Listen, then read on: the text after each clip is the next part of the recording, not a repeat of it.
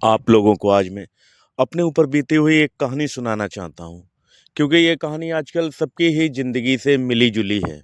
होता यूँ है कि एक इंसान अपनी औरत पर बहुत भरोसा करता है, बहुत प्यार करता है। पर वो कहते हैं ना कि बड़े-बूढ़े लोगों ने कह रखा है कि औरत कभी भी छल, कपट और झूठ की दुनिया बसा सकती है। ऐसा ही हुआ था दिव्यांश के साथ।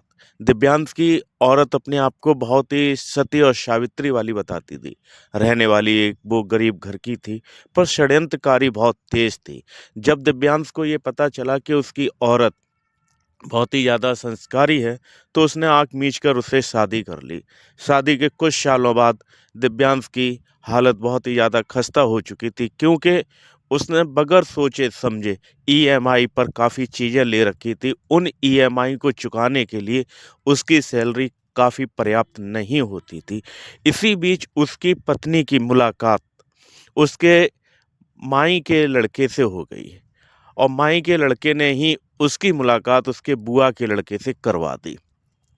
अब उसका चूँकि बुआ का लड़का दिल्ली में काम करता था, तो काफ़ी अच्छी इनकम थी उसकी, क्योंकि वो काफ़ी पुराना लगा हुआ था वहाँ पर। तो वो जो अपनी इनकम बताता था कि मेरी इतनी इनकम है, आज मैंने इतना कमाया, आज ये हुआ, आज वो हुआ।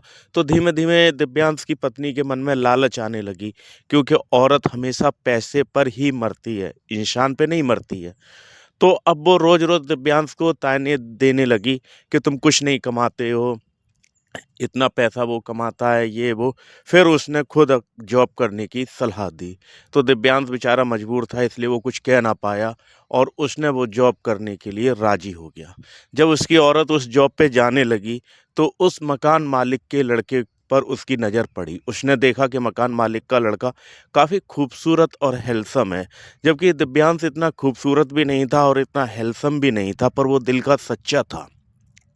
उसकी पत्नी ने उस खूबसूरत और हैंडसम लड़के को जाल में फंसाना शुरू कर दिया। दिव्यांश को जब पता चला कि मेरी पत्नी इस तरह से कर रही है, तो उसने लड़ाई झगड़ा सब कुछ करना शुरू किया। पर वहाँ रही उसकी औरत। उसने कभी भी वहाँ से ना तो काम छोड़ने की कोशिश की और ना ही कुछ। वो रोज की काय कलेश घर में हो जाने देती थी। लड़ाई हो जाती थी। दिव्यांश 2-2 दिन तक रोटी नहीं खाता था। घर से दूर होने लगा था, घर टूटने लगा था। पर वो उसी के प्यार में पागल होती जा रही थी। उसे बस ये दिखता था कि उसका प्यार उसे मिल जाए, और दिव्यांश से वो कोई मतलब नहीं रखना चाह रही थी। विधि का विधान ऐसे बदलता है कि ज़िंदगी ऐसी करवट लेती है कि दिव्यांश पर माँ भगवती की मेहरबानी हो जाती है। वो माँ भगवती से बस यही कहता है कि हे माँ, अगर मेरा वहम है तो कोई बात नहीं है, और अगर रियल है तो हे माँ, अब तू ही कुछ रास्ता निकाल।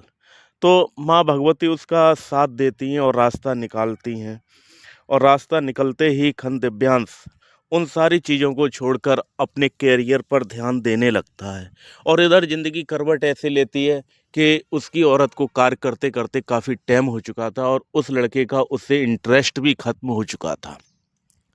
क्योंकि कोई पराया मर्द किसी पराई स्त्री में तभी तक इंटरेस्ट लेता है जब तक उसे इंटरेस्ट आता है। जब धीमे-धीमे रिश्ता पुराना होने लगता है, तो कोई इंटरेस्ट नहीं रहता है उन लोगों में। तो वही उसके साथ हुआ। तब तक इस बीच में दिव्यांश अपने पैसों को इकट्ठा करने लगा, काम-धंधा बढ़िया से करने लगा, उसका बहुत ही बढ़िया हिसाब चलने लगा। तो दिव्यांश पैसे वाला होने लगा। उसकी औरत ने देखा कि मेरा पति अब काफ़ी पैसे कमाने लगा है, तो क्यों ना मैं काम छोड़कर अपने पति के ही पास आ जाऊं।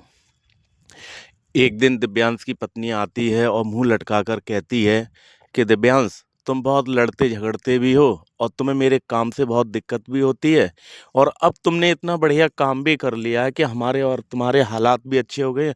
अब हम काम छोड़ देते हैं। तो दिव्यांश कहता है कि क्यों छोड़ रहे हो, काम करो। जब मैं कहता था कि तुम काम छोड़ दो, उस टाइम तो तुमने काम छोड़ा नहीं था। तो वो कहती है कि नहीं, उस टाइम अपनी मजबूरियाँ थी, अब अपनी फाइनेंशियल प्रॉब्लम ख़त्म हो चुकी है, तो इसलिए मैं काम छोड़ देती हूँ।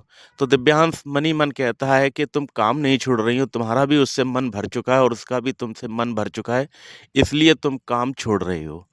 होता यूँ है कि वो काम तो छोड़ देती है, घर में बैठ भी जाती है, पर उसे वही ख़्याल आने लगता है कि वो हमसे ऐसे बोलता था, ऐसे मिलता था, ऐसे सब कुछ करता था।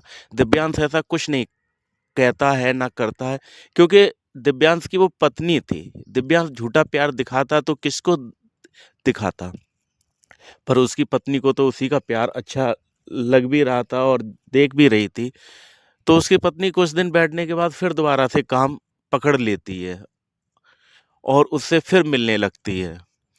होता यूँ है कि ज़िंदगी का करवट ऐसे बदलता है कि दिव्यांश एक दिन अपनी मोटरसाइकिल से जा रहा होता है। उसके दोस्त सलाह देते हैं कि गाड़ी तू खड़ी कर दे, हमारी 4 पहिया की गाड़ी में चल। तो दिव्यांश कहता है यार नहीं, तो वो जब ज़्यादा ज़िद करते तो वो अपने दोस्तों के साथ चल देता है।